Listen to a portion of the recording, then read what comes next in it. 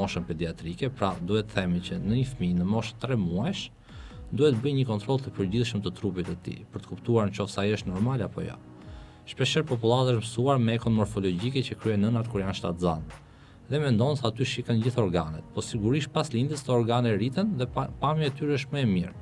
Dhe pikërisht pas lindjes duhet bëhet një eko artikulacioneve koksofemorale, e cila mundëson parandalimin e qalimit ku ky fëmijë rritet. Pra një eko koksofemorale sot parandalon një fëmijë që mund të qaloj nesër. Dhe pikërisht nëse ne diagnostikojmë patologjinë e displazisë koksofemorale në moshën 1.5 deri në 3 muajsh, kemi kohën e mjaftueshme deri në moshën 5 muajsh kur ndodh kockëzimi që ne ta shërojmë atë. Pra parandalimi në këtë moment është thjesht një diagnozë e hershme.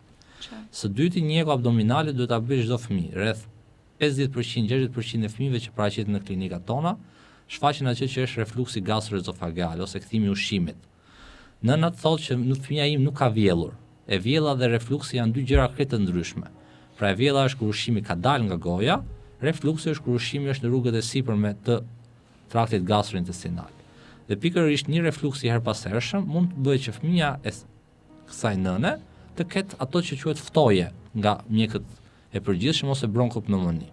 Dhe mendon që fëmia vetë her pas here ftohet. Por ftoja mund të jetë nga viruset, mund të jetë nga bakteret dhe në rastin konkret nuk është asnjëra nga këto të dyja, por është thjesht nga refluksi. Dhe një eko abdominale e mirë përcakton gradën e refluksit, e cila me një shurup që është antiacid parandalon refluksin, zgjidhet patologjia që është ftofja, që është shkak i refluksit, jo pasojë. Pra ne me një parandalim, me një ekografi mund parandalojmë një ftofje të mushkrive. Tjetër gjë që ndodh zakonisht te fëmijët e vegjël janë ato që ne i themi reflukse veziko-ureterale ose kthimi i urinës nga fshikëza urinare drejt veshkave. Një fëmijë, duke qenë se nuk ka infeksion urinar, nuk ankon asgjë.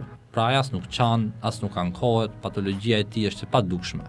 Por ndërkohë çfarë po ndodh? Po ndodh që urina nga fshikëza urinare po kthehet drejt veshkës, duke rritur presionin në veshkë dhe duke zgjeruar hapësirën e veshkës. Në një moment të dytë, ky fëmijë mund të kalojë një infeksion urinar, siç është e zakonshme në çdo person gjatë historisë së tij të jetës. Pikërisht ky infeksion tashmë kthehet më lehtë në veshkë dhe shkatron veshkën.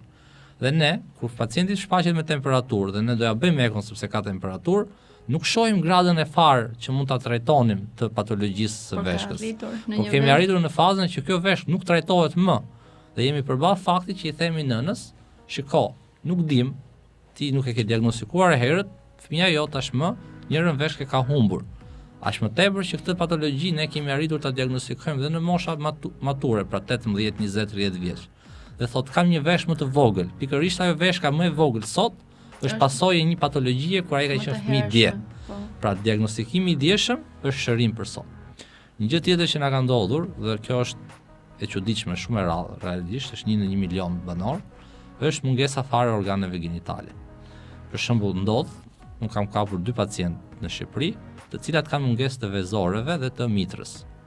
Pra, pamja jashtme e fëmisë femër është normale, por nga brenda mungojnë hormonet. Dhe nëna këtë shqetësim e kupton vetëm kur fëmia vjen adoleshenca. Dhe në momentin e adoleshencës thotë si ka mundësi që vajzës time nuk po i rritet gjiri, apo si ka mundësi që zëri i saj është akoma i trashë si një fëmijë i cila nuk është holluar nga hormonet seksuale femërore. Dhe shenjat dyshore nuk shfaqen sepse ajo nuk ka organet parsorë seksuale. Dhe në këtë moment zgjidhja është e pamjaftueshme dhe ti nuk ke çfarë të bësh dhe duhet vetëm një trajtim hormonal për të rregulluar shenjat sekondare, por patologjia ka qenë aty. Dhe është shumë traumatike që ti thuash një nënë që vajza e saj 11 apo 13 vjeç është pa organe seksuale. Kështu që të gjitha këto përfshin në një eko abdominale e cila zgjat vetëm 10 minuta dhe diagnostikon një grup të madh patologjish që përfshihen në këto patologji që ne mund t'i parandalojmë. Një ekzaminim tjetër është ekoja kardiake. Gjithë fëmijët kanë një vrim në zemër, në barkun e nënës, që komunikon pjesën e djathtë me pjesën e majtë të zemrës. Kjo është normale për sa kohë ne ushqehemi nga placenta, pra jemi brenda barkut të nënës. Në momentin që fëmia bën frymarrjen e parë, placenta mbyllet dhe zemra tashmë nuk funksionon më si një dhomë vetme, por si 2 gjysmë dhoma paralele. Dhe kjo vrim duhet të mbyllet. Arsyeja kur mbyllet ajo është nga lindja deri në fund të vitit parë të jetës. Nëse ne nuk i diagnostikojmë këtë vrim që ka ngelur e hapur, zemra do punoj, po do punoj e sforcuar deri në një moment kur ajo do qëdoj. Dhe ne kuptojmë që fëmia bëhet 15, 16, 20 vjeç dhe themi pas ka vrim në zemër. Ajo vrima nuk u shfaq 20 vjeç, po ishte e lindur. Dhe pikërisht një ekokardiake e shikon këtë dhe defekte të tjera. Për shembull, ka ndodhur dhe është një patologji tjetër që quhet ductus botalus apertum, që komunikon ena e mushkrive me enën e trupit. Dhe zemra e djathtë e fëmisë fillon dhe lodhet shumë deri aty sa vjen momenti sa ajo më nuk e përballon dot të presion dhe zemra vuan. Në këtë moment nuk trajtohet më zemra e këtij fëmie, por duhet një zemër tjetër, pra duhet transplant. Ose duhet bësh procedura shumë të vështira se sa thjesht mbyllja e një vrime në mënyrë kirurgjikale apo nëpërmjet imazherisë intervencionuese. Një gjë tjetër që duhet bëjnë fëmijët e vegjël është ajo që quhet ekografia transfontanelare. Çfarë është ekografia transfontanelare? Ajo është një ekzaminim i cili shikon trurin. Sigurisht që dhe kjo nuk ndodh, pra ne themi që fëmia jonë është po normal. Sigurisht që ai është normal. Por një nga sistemet e trurit është sistemi, ne i themi sistemi ventrikular ose uji brenda trurit. E pikërisht ky ujë brenda trurit, nëse nuk drenon, nuk zbret normalisht poshtë, grumbullohet aty. Dhe duke u grumbulluar, fillon dhe fryhet, dhe meqense kafka është nga jashtë dhe uji nga brenda, presioni që shkakton uji e shtyp korën e trurit. Dhe duke shtypur korën e trurit, arrin në momentin që truri hollohet shumë. Dhe ky fëmijë i cili ishte totalisht i shëndetshëm në lindje, shfaq deficite neurologjike kur rritet. Për çfarë? Thjesht për një drenazh, një kateter të hollë, që do ta hiqte presionin nga truri, do ta kalonte në mushkëri ose në bark, dhe ky fëmijë do kishte një jetë totalisht të shëndetshme. Unë kam kapur raste të tilla në Shqipëri dhe i kam thënë nënës pavarësisht se fëmia jot ka këtë patologji, e kam diagnostikuar 4 muajsh. Dhe i kam thënë pavarësisht se fëmia jote ka këtë gjë, ky fëmijë do jetë gjithë jetën i shëndetshëm. Arsyeja vetëm është diagnostikimi i hershëm. Nëse një fëmijë do diagnostikohej pas 3 vitesh, ai fëmijë do kishte deficite neurologjike. Ose problem tjetër është, për shembull, kemi dëgjuar shpesh sportistët që u çan një enë gjaku gjatë futbollit. Ajo është një enë aneurizmatike, e cila është e zgjeruar që në lindje. Thjesht presioni i vazhdueshëm mbi të e çan.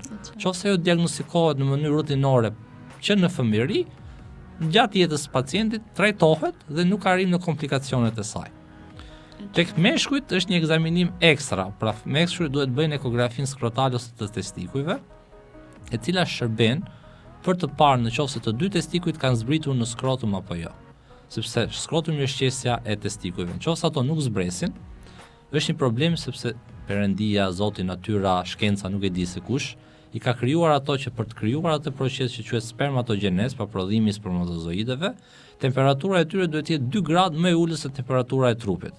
Dhe pikërisht natyra e ka nxjerrë jashtë trupit për ta pasur temperaturën më të ulët. Nëse ky fëmijë ka ose në nivel të kanalit ose në nivel të barkut këto dy testikuj, atëherë nuk zhvillohet procesi i spermatogenezës. Dhe nëse ne i zbresim këto në një kohë të vonuar, ai fëmijë në të ardhmen do jetë infertil. Pra ti ja ke zbritur testikujt, por ai do jetë një mashkull, por nuk do jetë mashkull që do shkaktoj pasardhës. Dhe kjo është po ashtu një traumë, për çfarë? Për një ekzaminim 10 minuta. Ekzaminimi, e qartë. Shumë faleminderit.